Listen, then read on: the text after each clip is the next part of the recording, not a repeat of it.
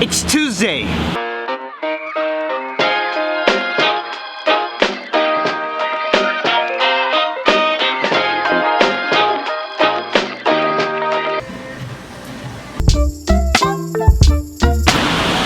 Just coffee, dude, please. Black Brazilian coffee. Thank you, man. Appreciate it. Is it okay if I film something? I want to teach my students something. Yeah? Okay. Thank you so much. I appreciate it. So today, my students, I'm going to teach you about verbs, regular verbs in the simple past tense, specifically verbs that end with T and D. Today is actually Tuesday, my students. I usually film Classroom Tuesdays on Mondays so that I can edit on Tuesday and post the video on YouTube on Tuesdays, but I'm a bit behind schedule this week, but it's fine. It's fine. Before we talk about English verbs, I want to talk about something else with my students. Something that you perhaps have asked yourself, or maybe an English teacher. Why is it that in English we pronounce words differently than what they are spelled, right? Isn't this true, my students? By the way, my students, I change angles because I want to keep your attention. It's very easy to lose your attention when you're watching something. That's why I always shift positions. Anyway, my students, back to English spelling, right? Why is it that English spelling is different than the way you pronounce it? Why? Wouldn't it be easier if we were just to spell words the way that they are pronounced? Now, many students ask their teachers this question, and their teachers usually say, don't worry about why. And I am personally against this. I feel like it is imperative. Imperative means very, very important. It is imperative to know why.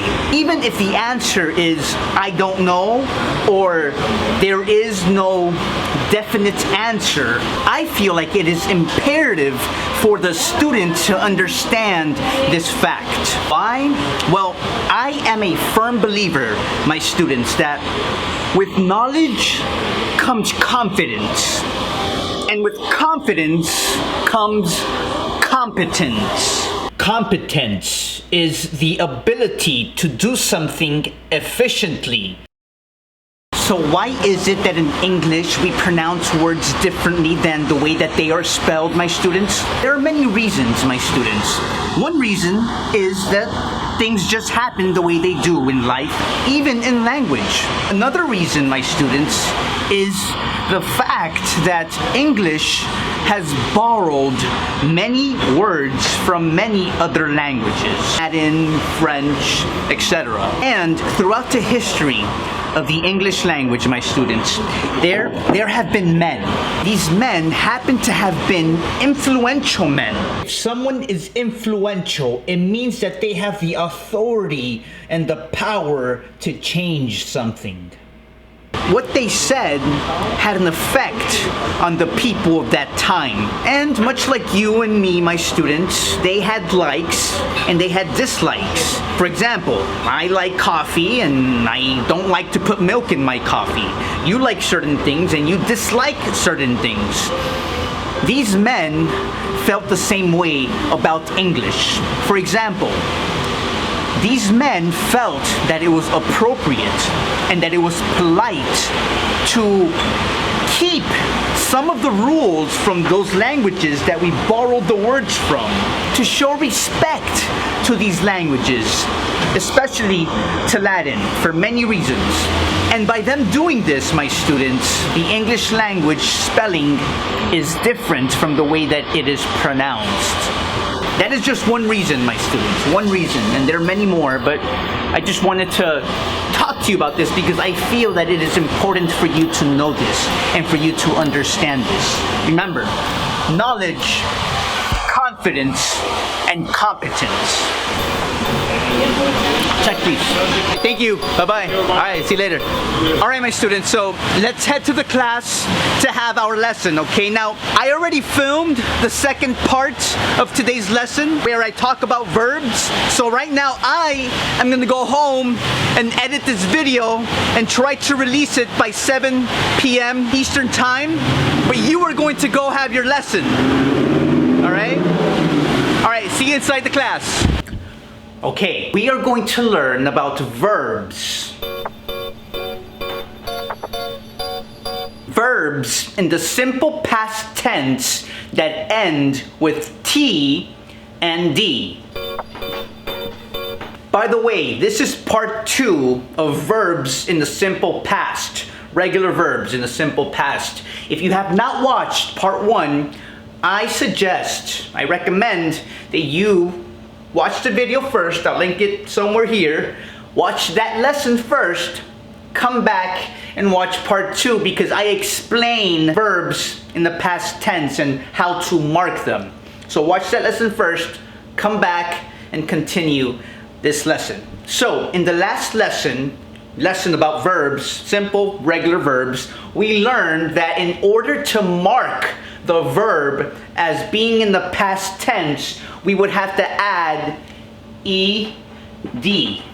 But we also learned that ed is not pronounced ed, even though it should be. But like we said before, English spelling is a disaster. However, we've learned before that if the verb ended with a voiceless consonant, it receives the t sound, the t ending, t, not ed, but t. Today we are going to learn about 2 different endings, T and D, t and d, and what sound it receives, the ed receives in these situations. So, T and D. Now for T and D, it's not as difficult as it is for voiceless consonants when it comes to the ending. It's actually not as difficult, but you still want to pay attention, my students, because this is important. Now for T and D, if the verb ends with T and D, then they both receive the same sound as an ending. Now we don't say shouted and folded, no. What do we say?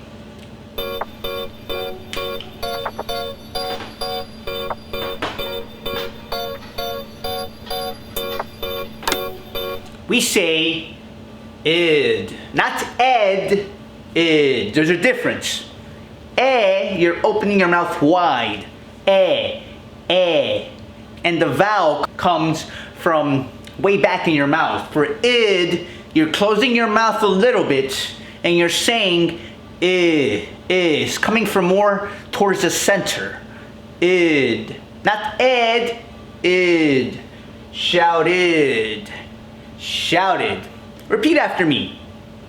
Id, id. Shouted, shouted. Excellent. Now, a quick pronunciation tip, my students. In the United States, we do not say shouted.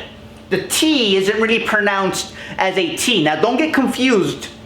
I'm going to explain to you how to do this. And I'm also going to teach you, my Spanish followers, because my Latin American, I have my Spanish subscribers. I'm going to teach you a trick. We don't say shouted, shouted. No, we say shouted, shouted. Notice how I don't say shouted. So, how can you learn how to say this word correctly? Simple, my students. Very simple. Well, not that simple. So, pay attention. Now, say this word. Para. Para. It means stop, right? Para. Now, I know that in Spanish, you don't say para, ra, like perro, right? What do you say? You say para, para. That ra, the R, that sound, para, ra, is the same sound from shouted. Shouted. So, make believe, right, that this R is here.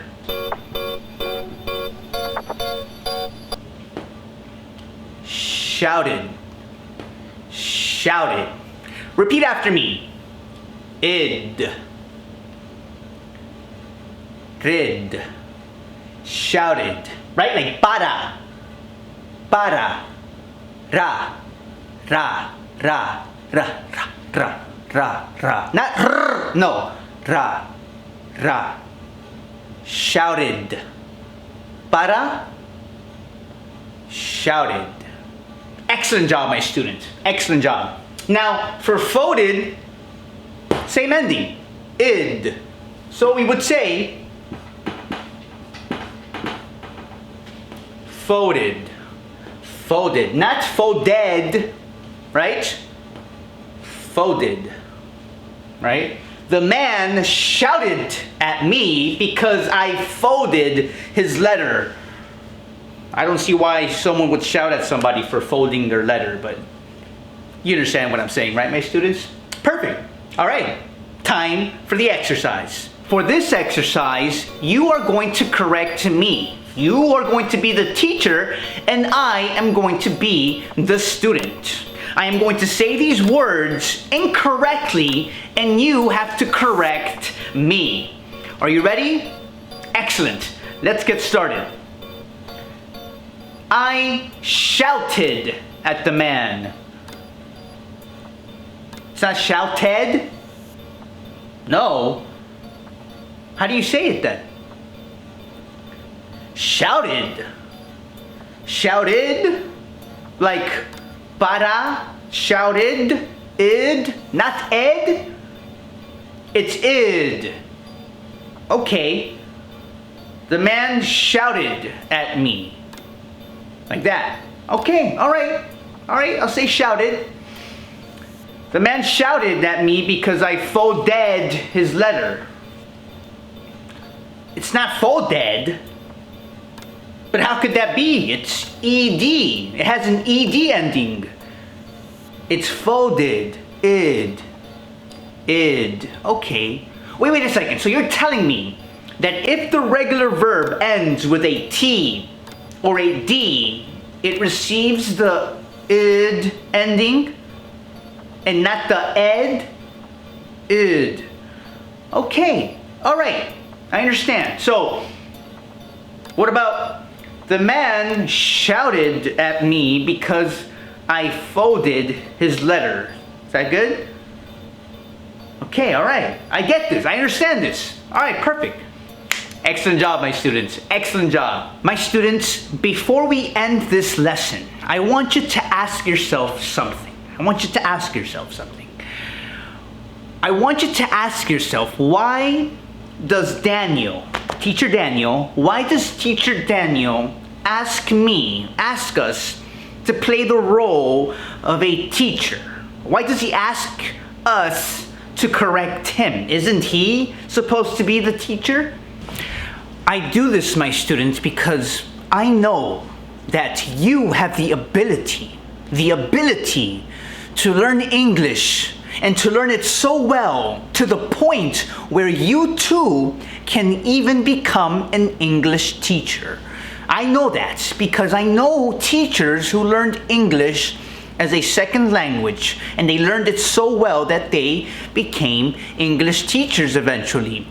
Now, even if your goal is not to become an English teacher, it is important for you to have the goal to learn English and to learn it so well that you would have the ability to become an English teacher if you want it. Now, it is important to set your standards high and to set them so high that even if you don't reach that goal, you know that you've done and that you did the best that you could because your goals were so high. Just like the goal for this channel is to reach 1 million. Remember how I told you that that's my goal?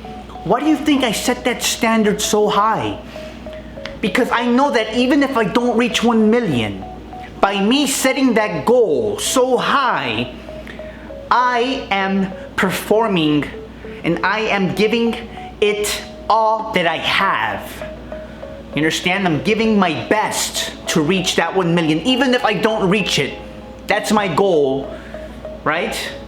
And that forces me to perform and to give YouTube all I got. Just like you have to give English and anything else in life, not just English, anything else, you have to give it everything that you have, my students. And that's today's message.